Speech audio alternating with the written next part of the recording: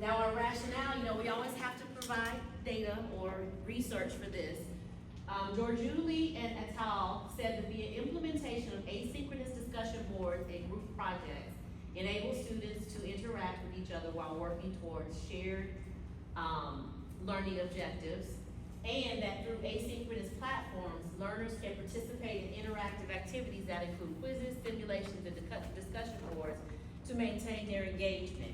And here, I did with direct quotes, but that's discussion boards or group projects, or, all these things are or. So we're gonna be utilizing discussion boards in this. And there can be some quizzes that you can do, but let's talk about this first. And then we're gonna talk about your assessment uses and communication so that we can look at specifically at the verbiage for this. Performance standard 6 for assessment uses. I'm uncertain as to why that's done that, but then once again there's some sample indicators, and I'll put this in our on our Google site. I'll put this on there. But these are indicators how you can do it, but you can read that for yourselves at a later date. But looking at that level 4, you're continually demonstrating expertise in using data to measure student progress, and you help lead others in the effective use of data to inform instructional decisions. So you're helping each other out, but you're also, that expertise means you're using it beyond just what the platform gives you. You're taking it and you're doing something different with it. So you're talking about groups within us, not our students? Groups within your students. Oh, okay. Okay, I'm coming. I'm a little slow getting there, I'll get there, but I gotta do this background work. And then for communication, your level 4, once again, you have your things.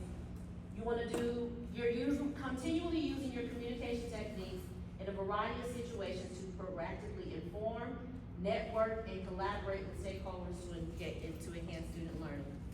This is where you're talking about creating network and collaborating. On that network and collaborating tip. So, let's go back to the presentation.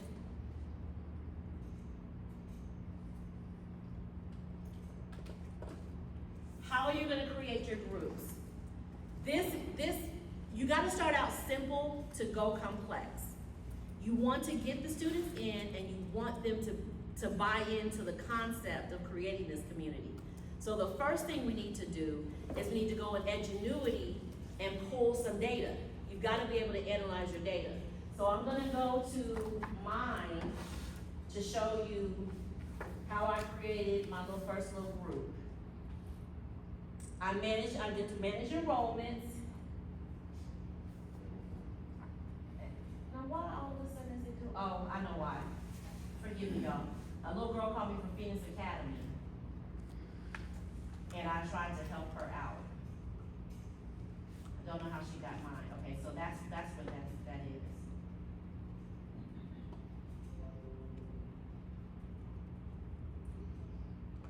Okay.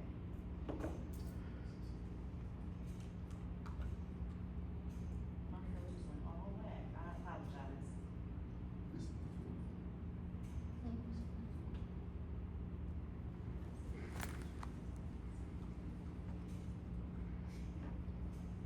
You're taking your manage enrollments, and then you're going to sort it by course. So then what I wanna do, what I did, is I looked at my Lit 3s.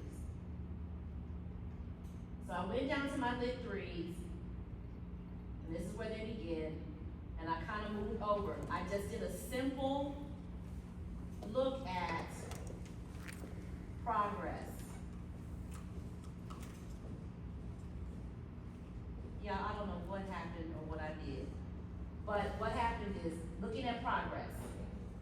And so from there, what I did, because it was much smaller, I tried to look at my students who were either anywhere from 0 to 20% progress rate. So I'm gonna call them, I'm gonna group them, I'm gonna make them my top 20. Okay? So, and I'm calling top 20 because they'll think, psychology. They will know that that's why they're being pulled.